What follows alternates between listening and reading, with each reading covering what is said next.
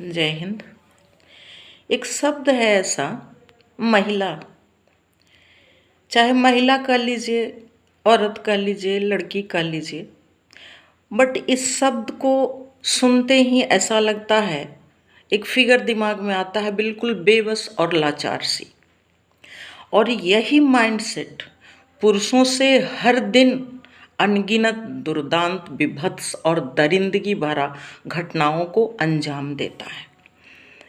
अब ऐसी घटनाओं को आप कोलकाता आरजीकर कांड बोल लें, अभया कांड बोल लें, निर्भया कांड बोल लें, हाथरस कांड बोल लें, महाराष्ट्र आदिवासी कांड बोल लें, नन्ही शिशु से ये 50+ वयोवृद्ध का रेप कांड बोल लें, या स्कूल की बच्चियों से नाबालिग बच्चों का रेप कांड बोल लें, अंत नहीं होने वाला।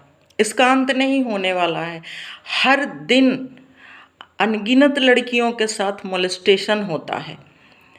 अनगिनत लड़कियां ऐसी है जिसके साथ रेप होता है, मर्डर हो जाता है, या आत्महत्या भी कर लेती है, लेकिन कभी हाईलाइट नहीं होता। कुछ रिकॉर्ड्स हैं जो हम लोग जानते हैं, बस इतनी ही घटनाएं घटी है।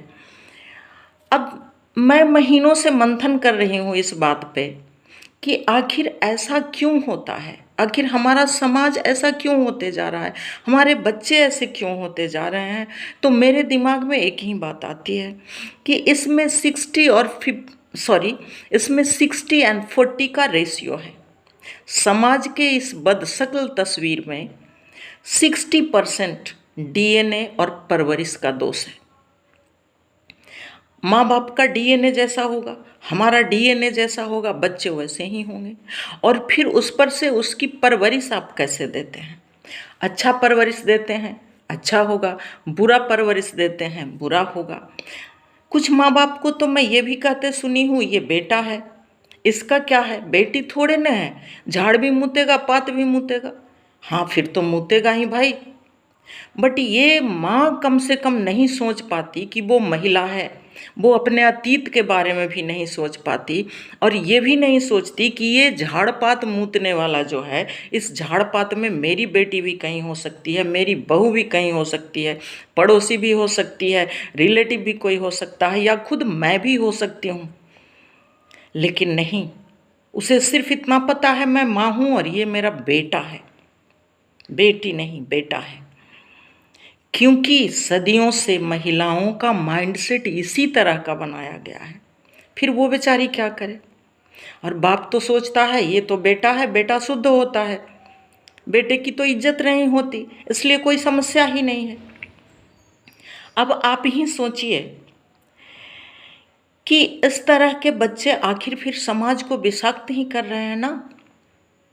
60% मेरे हिसाब से एबव 50 डीएनए और परवरिश का दोष है। और इसी माइंडसेट के साथ बच्चे फिर बड़े होते हैं और समाज में निकलते हैं, जो बचपन से उनके छोटे से नन्हे से मासूम दिमाग में भर दिया जाता है। अच्छाई लेके निकलते हैं, अच्छा बनते हैं, और बुराई लेके निकलते हैं अगर झाड़ पात वाला, तो फिर वो झाड़ पात वाला ही बन जाते हैं।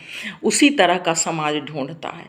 40% हमारे समाज का उसमें पार्टिसिपेट है, 40% हमारा समाज उसमें पार्टिसिपेंट है। अब उसमें आप कहेंगे वो क्या है, वो आपका जनसंख्या विस्फोट है, जो मैं बार बार कह रही। अशिक्षा है आपका, पैसे की गर्मी है, और पावर की गर्मी है।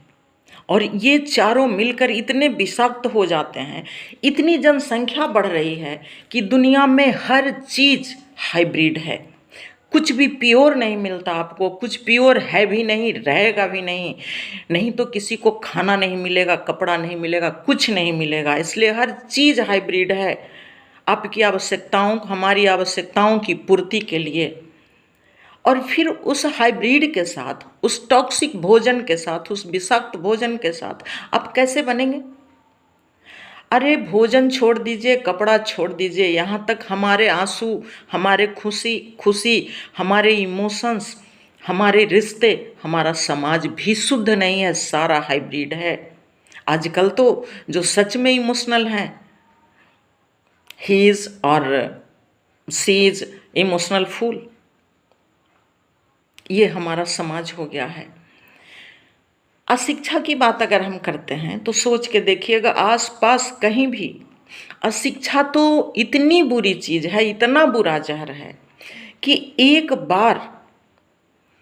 बार भी वो सोचने के लिए मजबूर नहीं होता कि हम क्या कर रहे हैं। दुनिया के चकाचौंध में इतना खो जाता है कि वो हर हर गलत रास्ते को आराम से चूज कर लेता है और उस पर चल पड़ता है। पैसा और पावर की बात है, इसका तो कहना ही नहीं। अगर पैसे और पावर वाले के बेटे ने रेप किया हो, मर्डर किया हो या कुछ दरिंदगी की हो तो किसकी मजाल, सांप के बिल में हाथ डाल दे भाई। अगर कुछ सजा हो जाए तो भी बेल लेकर के जीवन भर बाहर घूमते रहेगा। अगर एनकाउंटर हो जाए तो 100 सवाल खड़े होंगे, कैसे कर दिया आपने। तो इस तरह से उसका तो कहना ही नहीं, पैसे पावर का तो कोई सवाल ही नहीं पैदा होता। दूसरी बात, अगर कोई लड़का नाबालिग है तो उसे सुधार गृह में भेज दीजिए, उसे सजा की जरूरत नहीं है। जबकि समाज को नहीं पता कि इतना टॉक्सिक भोजन आप उसको दे रहे हैं, इतनी जनसंख्या बढ़ा रहे हैं कि उसका माइंडसेट 10 साल से यंग हो जाता है, 10 साल से उसका हार्मोन एक्टिव हो जाता है और उसे आप सुधार गृह में भेज रहे हैं। जबकि पता है कि रक्षक ही भक्षक है यहाँ, जितने पावरफुल आदमी हैं। और मैं सारे संस्थाओं को नहीं कह रही, बट बहुत सारी ऐसी संस्थाएं हैं जहाँ संस्थाओं के नाम पे धंधा होता है हर तरह का। हर चीज में ऐसा नहीं है कि 100% है सब कुछ, लेकिन हाँ कुछ ऐसा है तो फिर वो नहीं जानते कि वो क्या बन के निकलेगा सुधार गृह से। सही बन के निकलेगा, गलत बन के निकलेगा, आदमी बन के निकलेगा कि जानवर बन के निकलेगा।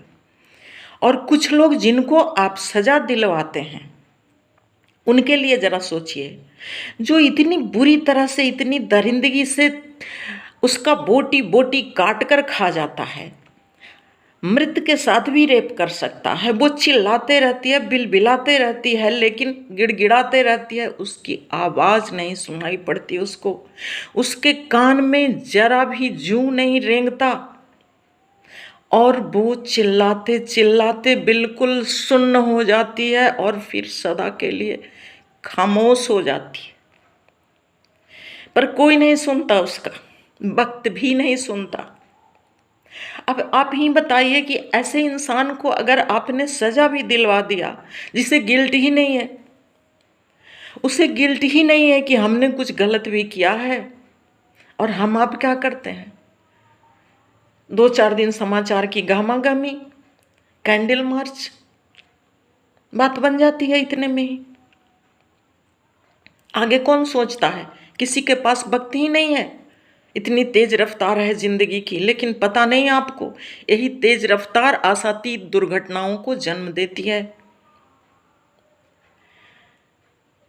अब आप ही सोच सकते हैं कि जिसे गिल्ट नहीं है, जिसकी परवरिश इतनी गंदी है, समाज से वो इस तरह का टॉक्सिक माइंडसेट और टॉक्सिक बॉडी लेकर के घूम रहा है, पैसे पावर की गर्मी लेकर के घूम रहा है, उसे आप सजा दिलवा के भी क्या करेंगे।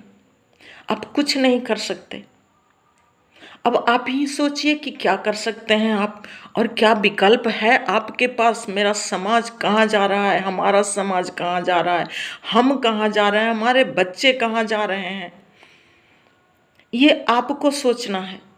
बट मेरे समझ से तो है, सबसे पहली बात बार बार मैं कहती हूँ, जनसंख्या नियंत्रण कीजिए, शिक्षा को बढ़ावा दीजिए, सही शिक्षा, अच्छी शिक्षा, नाम की शिक्षा नहीं, साक्षरता नहीं, सर्टिफिकेट नहीं, सही परवरिश। और ये पैसे और पावर का जो अहंकार है ना, ये डुबो देगा पूरे समाज को। इसको छोड़ दीजिए, इससे हट जाइए, दूर हो जाइए और सही से रिश्ते, इमोशन, समाज, परिवार सबको समझने की कोशिश कीजिए। और ये सिर्फ मेरा विचार है, मेरा अपना विचार है। आप लोग क्या सोचते हैं ये मुझे नहीं मालूम, पर मैं इतना ज़रूर कहना चाहूँगी कि एक बार सोचिए, सोचने के लिए मजबूर हो जाइए, बाध्य हो जाइए, वरना आपके पैसे पावर, आपका बेटा, आपकी बेटी कुछ भी नहीं काम देगी, सब खत्म हो जाएगा। और कल आपका बेटा भी गाली देगा, माँ बाप ने बचपन से मुझे ऐसा बनाया था, मेरी गलती नहीं है। बस इसी के साथ जय हिंद।